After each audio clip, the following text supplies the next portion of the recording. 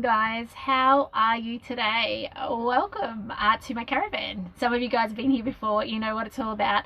We are cooking from North Queensland at the moment, and today I went shopping, did my weekly shop, which is so not me to be this organized again, but it is so much easier when I am. Does anyone relate to that, where you know that it's so much easier when you know what's coming ahead, even though you're not very good at sticking to the plan? Because that's me. But anyway, I managed to pick up a cheap chook today. So it's a 1.6 kilo whole chook, and look, you might notice in here, this is in my varoma. I'm going to steam it. I'm going to show you some hints and tips today for doing so, but you might notice I've got baking paper under it, and you're probably thinking, why has she got baking paper under it? Because I don't have a dishwasher in my caravan. And I'll tell you, I do kind of miss it, but it then stops those chicken juices getting stuck in the little holes in your varoma. If they get stuck in those holes, it can be really hard to get them out and get it scrubbed clean again.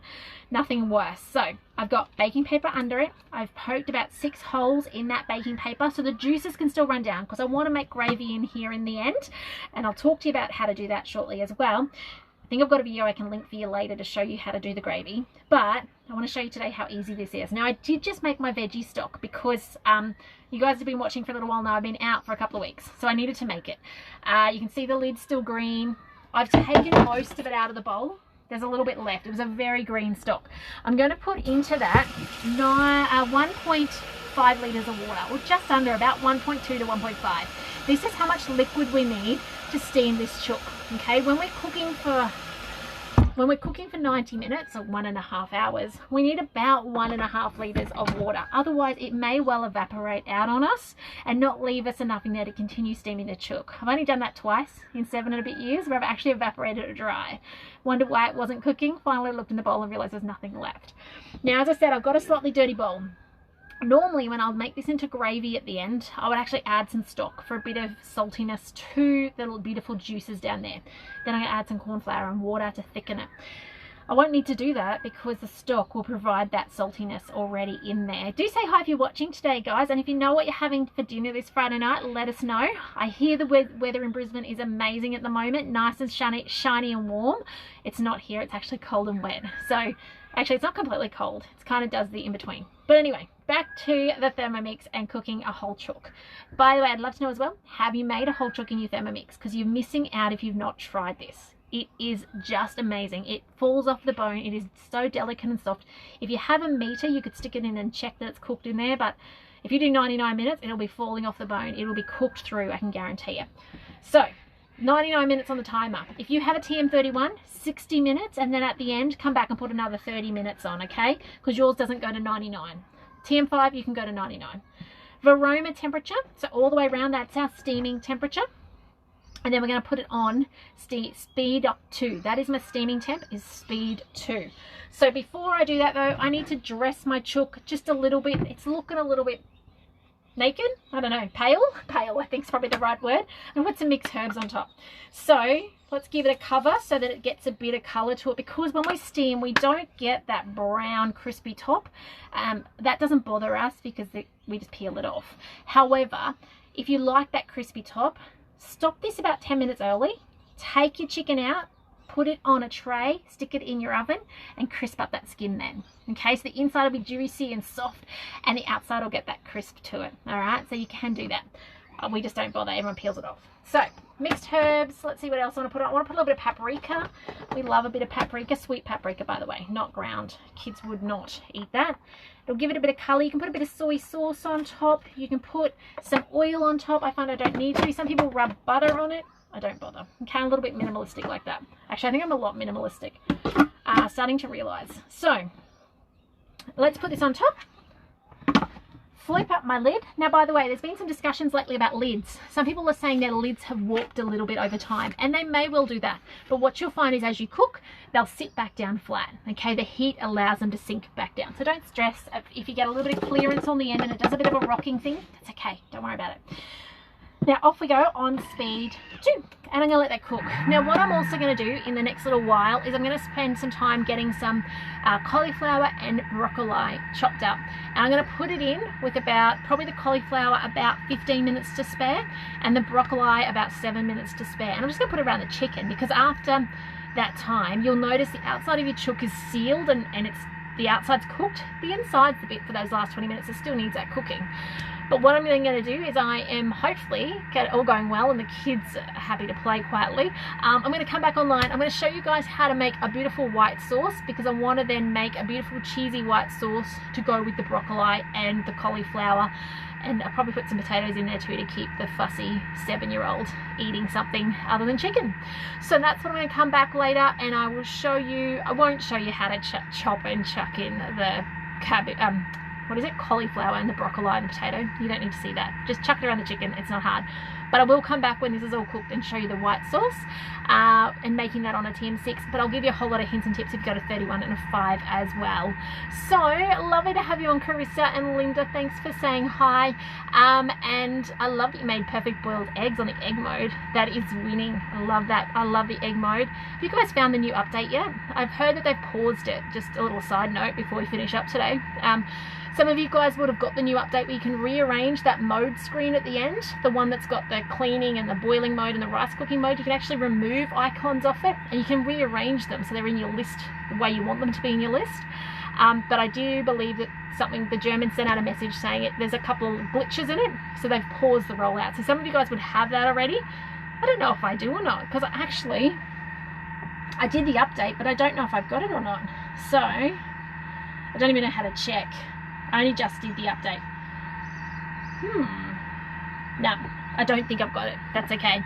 So have a great afternoon, guys. I'll be back here in about an hour and a half, 2 hours time to make the white sauce to go over the veggies. But lovely to have you guys on this afternoon. Thanks for stopping by and give us a call if I can help you with your Thermomixing in any way. That's what I'm here for. Take care. See you later. Bye for now. We are back. So that is the end of the chook cook, and I put some veggies in the top as I said I would do. So I put in there cauliflower, broccoli and potato, and they've cooked in there in those last times. So the potato was about 20 minutes, cauliflower was about 15, and the broccoli was about 8 minutes or something, like not long at all. So they've cooked in there on top of the chicken. I'm going to show you in a second. I just don't want to make a mess. Did you guys know that to take off your thermoserver lid and flick it upside down really quickly, it becomes the base to be able to put your beautiful varoma on? Now I'm actually going to skip that step. I'm just going to put this out the way because I want to go straight on top of it. Normally I'd use my thermoserver or a thermoserver lid. You know, the lid of your thermoserver is perfect upside down to catch the juices. I'm going to use this though because I'm actually going to use this later as my pan or my container to put my steamed veggies in, and then I'm going to put the bechamel sauce over the top and the cheese over the top. So that's why. So I'm going to actually use just my Pyrex dish and lift this on. Okay, and then I can put this back on top and keep that hot. All right, that's why I wanted to do that. I wanted to keep my varoma contents hot while I am getting my next steps done. So we have now this beautiful steaming liquid in the Thermomix. Now I want to just move this out the way so I can actually talk to you guys a little bit better. There we go. The things are out of the way now. So I'm going to show you two things now. I'm first of all going to talk to you about making gravy in your Thermomix. I may not show you the whole process because I want to move on to white sauce, but they're very similar. So in here now I have a beautiful mixture. I've got about 750 grams, which is actually probably, 750 mils of beautiful steaming liquid. Let me just tilt you down a bit. There you go. Look at that. That was for that chicken. Now, if I try and thicken all of that, you're going to find that it won't thicken well. You're going to use a lot of corn flour or plain flour. Hey, Denise. Hello, Carissa. So what I'm going to do is I'm going to grab a cup. I'm going to pour this in. So some of that's veggie stock. Remember, I've left the remnants of my veggie stock in the bowl, and a lot of it is chicken juice. Okay, lots is chicken juice. I'm going to take out a lot. I'm going to take it right down. Now, I freeze this stuff. Okay, this stuff here I freeze and I'll use it later just as a stock in anything. Risotto, it's beautiful in risotto. So I've got left in there, I reckon what must be about 250, 300 mils. I'm looking at the dots on the back of the bowl in there, and I can see that it's at least halfway down from that 500 mil dot. So I'm going to put that in there. Now we need to thicken it up. At the moment it's too liquidy, it's not a gravy yet, but we also want to add a bit of colour. So what we do is we get our good old soy sauce, or I use tamari. I know you guys are backwards, okay? I'm sorry, you're on my phone and my phone goes backwards, I know. And we're going to put in just a little bit. It's a flavour enhancer, so it's not huge, but it also gives it colour. Otherwise, it looks really bland. So probably only 10 grams. We don't want too much because I did have an undisclosed amount of veggie stock left. I don't know how much was left in that bowl. I scraped it out fairly well, but I don't know. We then also want to add some pepper. Okay, some salt. No, don't add salt. Scrap that. That was just came out of my mouth, not salt, because I had veggie stock. It'll get too salty. We don't want that. Hey, Joanne, lovely to have you on. And any herbs you might want to flavour it with. So I'm just going to put some more mixed herbs in. You know that I had that on my chicken. I'd scattered that over the chicken earlier. If you missed my earlier chicken video, go check that out. So now we need to thicken it. At the moment, it's just a slurry. So, not a slurry. This is the slurry. I think that's what it's called. This corn flour water mix. I've got 2 heaped tablespoons of corn flour. You could use plain flour and you can use gluten-free plain. I do find some gluten-free plain flours, though, get too slimy because they put too much arrowroot or corn... what's the other one? Tapioca in that. So I find corn flour is the best for this because it's more consistent. And we like to do gluten-free when we can. So I'm going to put that in, and it was about 60 grams of water. I just guesstimated, really. 2 big scoops, and then some 2 big scoops of corn flour, some water, stir it up, and we're about to put it in. And I'll tell you how much it is because that'll give you a bit of an idea. So in that goes, and it is about 70 grams worth, okay, of that slurry of corn flour and water. Now, to thicken it, it has to go over 90 degrees. Put that in your memory bank, okay? If it's not over 90 degrees, it won't thicken. So if you've left your mix in the bottom of the bowl for a long time and you add that in, it won't go and do anything, all right? So what we want to do, I'm on 80, so it's not going to be quite enough yet to thicken, but it won't take long. So it's probably only going to take about 2 minutes, I'm guessing. It does say 75. Let's go back to 90. And then it says reverse. I'm going to take it off reverse. I'm not sure why reverse was on. And I just need my measuring cup. Where's a measuring cup? Here's a measuring cup. And then all I need to do is put it up more than speed half, sorry. Put it up to speed 3. And that's going to thicken. So no lumps, which is the best part about Thermomixing. You'll need to taste it because each of your chickens are going to taste a little different. The amount of juice coming out of your chicken is going to be a little different. The flavours in your stock are going to be a bit different. Even your soy sauce can have a different amount of flavour to it. So you'll need to keep an eye on that flavour as you've done. So wait for it to thicken, wait for it to look like gravy when it gets to 90 degrees. I'm only on 75. You guys know you can check that little number above the big number to see what it's at. So keep an eye on that. It needs to get to 90 degrees to thicken, okay? But I'm going to pause this because I want to show you guys white sauce. It's then going to go in the oven on the veggies. So I can come back and do this when it's in the oven. However, can you guys hear that slapping sound? It's at 80 degrees, 85 degrees. It's actually thickening already. I can hear it starting to change texture. It's gone from a water texture to slapping texture. And I reckon it's done. It's actually 85. Let me have a sticky beak inside. So close to being done. So close. But I'll stop it. Okay, I will show you that texture though before I swap the bowls and do white sauce with you guys. We've got to wait for those arms to release. We've got to be patient on that. Now, before we make white sauce, I am going to grate some cheese. Okay, so I've got some Parmesan cheese here. I'm going to grate it down because what's going to happen is the beautiful steamed veggies are going to go in my Pyrex dish. The white sauce is going on the top. The grated cheese goes on the top and it goes in the oven to make it nice and brown on top. So it's just absolutely amazing. It'll be beautiful with the chicken. And I've done such a selection of veggies. Hopefully that meets all the different taste buds in my house. Carissa, fantastic question. Could you use a thickening mode? You could, but it's kind of not worth it. It's such a quick recipe. Can you guys see? Where's another bowl? Let me get another bowl out in a second. Let me show you what this pours like. Look at that. Does that not look like gravy to you or what? So you can see those herbs in there as well. So I'm going to put that aside. I don't actually need to bring it up to 90 degrees. 85 is enough. So swapping bowls over.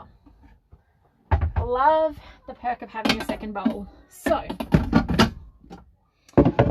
white sauce. First of all, let's grate some cheese. So once you got a Thermomix, no need to grate cheese, buy grated cheese with all its things on the outside. Just buy the block and chuck it in and grate it yourself.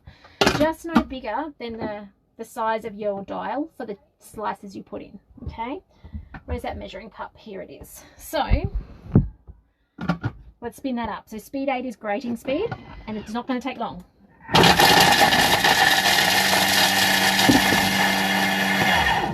I don't know how long that was. I forgot to reset the timer. I'm going to say it's about 4 seconds, 5 seconds. By the way, to reset your timers, okay, pay attention, TM6 owners. If you want to take that 42 seconds off and make it 0, you swipe it off the screen. and it'll go back to 0. How cool is that? So I've forgotten to do that before that step. But look at this, grated parmesan, ready to go. And if you have extras, put it in a Glad bag, put it in the freezer, and then just use it when you need it. I say a Glad bag because you'll find it will set over time, and it will, because it's got so much, actually, hang on, 2 things. It'll set because it's got no anti-caking on it, which is what your ones from the store have, that white powder on the outside. It's not good for you, gives you tummy aches, okay? But that's why it'll stick back together over time. So if you put it in a Glad bag, it's pliable. You can kind of tap the Glad bag and it all falls apart. The reason I say freezer is because you've now got so much extra surface area, it'll go moldy in the fridge fairly quickly. Okay, so freezer. So, ready for later. Now, let's go to bechamel sauce. Now, I'm just going to use my searching function. I am connected to Cookie Do, I think, but it would be saved in my memory as well of my machine because I've used it before. So, who has a TM6 and used the thickening mode for something like bechamel sauce or curd or custard?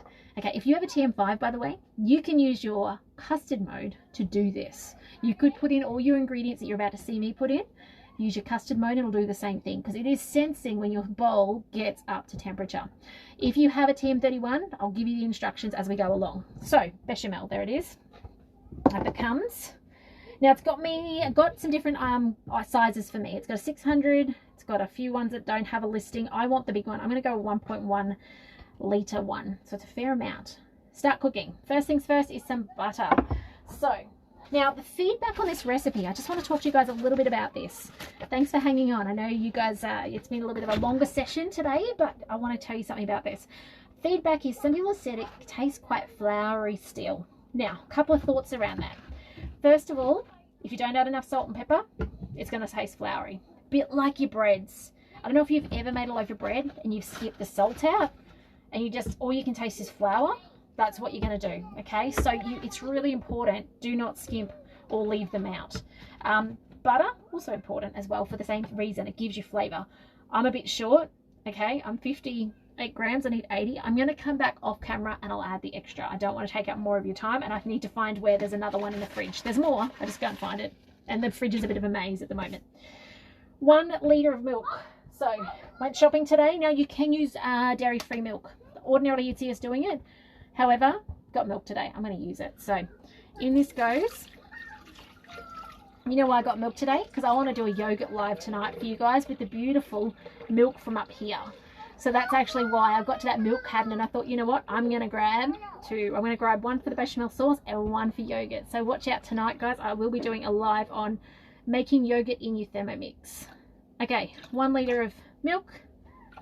I need to remember to go back later and add that 20 grams of butter. Okay, 80 grams of plain flour. I'm using gluten-free plain flour. So if you're gluten-free, you can do that. As well as use your almond milk if you're dairy-free. That certainly works as well. So, I don't know if I'm going to have enough of this as well. I might be shortchanging in a lot of things tonight. I'm going to be putting 30 more grams in off camera of that as well. It won't thicken. Without this, the butter's not so bad, but without the flour, you won't find it go thickening. Okay, so I need to come back and put more in on that. Oh, the kids are getting sad outside the cubby. Wonder if you guys can hear that. Sorry, guys. Okay, 1/2 to 1 teaspoon of salt. This is where I reckon people shortchange it and it tastes floury. Okay, more is better than less. Okay, and last up, pepper. Let's put the pepper in. 2 to 4 pinches of pepper, and it says nutmeg as well. I'm not going to do nutmeg. You guys know we don't typically do a huge amount of nutmeg. Okay, on with the lid, and thickening mode takes care of it. So you'll see there's no time yet. It goes 100 degrees, so it's actually going over 90, and it says turn the dial. Then it will approximate a time for you. Now, TM31 owners, you are going to put on your timer 12 minutes. You are going to put 90 degrees and you are going to do speed 4. That is your thickening. That's your, like custard is a great one to base this off because it's the same science behind it. So if you're a TM5 owner without a guided cooking or a TM31 owner, that's how you need to do it, okay? 12 minutes, and if it hasn't got up to temperature, say your milk is super cold and doesn't get to 90 degrees, it won't be thickened, you'll notice. Just put it on for longer. All right, so and just one other tip for TM31 owners, check you've put the timer on, because many of times with my TM31 days I would cook a chook particularly a chook, for 90 minutes, but the wrong way, and it wouldn't cook. So those of you that are TM31, you know what I'm talking about. So guys, that's it from me. I will take a photo of the final product as I do. Give it a go in your Thermomix, particularly the steamed chook. This, I'll just bring it back over. This is phenomenal. All right, it is well worth your time to make. You will not be disappointed. Can you guys even see the chook under those veggies? I promise it's there. That's those beautiful things I put on it earlier, but you will not be disappointed. That will just fall off the bone and be absolutely amazing. So have a great evening, guys. As I said, after kids are in bed tonight, I'm going to come back on. I'm going to do yogurt. I'll come in on the yogurt after I've heated it up. For those of you who have made yogurt, you know that it's a two-step process. One is you've got to raise your milk up to 90 degrees to actually kill the bacteria in it so it can culturize and get sour for you. So I'll do that off camera beforehand, and I'll come on then and show you the next few steps and how I incubate it and all that sort of stuff. So for those of you on tonight, I'll see you then. If not, take care, guys. Let me know if I can help you with your Thermomix, or if you've got friends and family needing assistance. That's what I'm here for. But otherwise, I'll see you tomorrow. Bye for now.